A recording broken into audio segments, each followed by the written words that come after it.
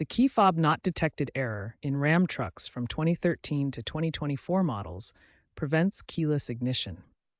The main components involved are the key fob, which is powered by a CR20032 battery, and the RF hub or antenna system inside your truck that communicates with the fob. The most immediate solution is the push start override. Locate the hidden key slot near the start button on your dashboard, often under a removable cover. Insert the physical key blade from your key fob into this slot to start the engine manually. This bypasses the electronic system and allows you to start the vehicle in an emergency.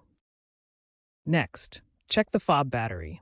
A weak battery is a common culprit for this error. Replace it with a fresh CR2032 lithium battery to ensure proper signal strength. If the issue persists after these steps, there may be a deeper problem with the RF hub or antenna system in your truck. If a new fob battery and the push start override haven't resolved the issue, the RF hub or antenna is likely the problem. This module can fail due to software glitches, faulty wiring, corrosion, or physical damage.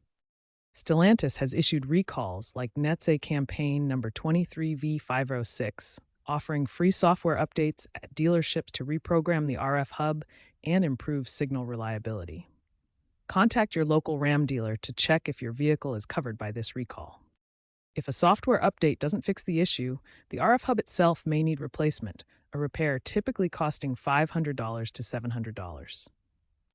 Check the antenna connectors for corrosion or damage, especially if you frequently drive off-road.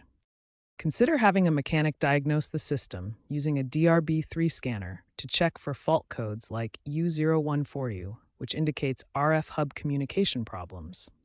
Stellantis has extended warranty coverage for affected components to 10 years or 150,000 miles in some cases due to class action lawsuits, so check your eligibility.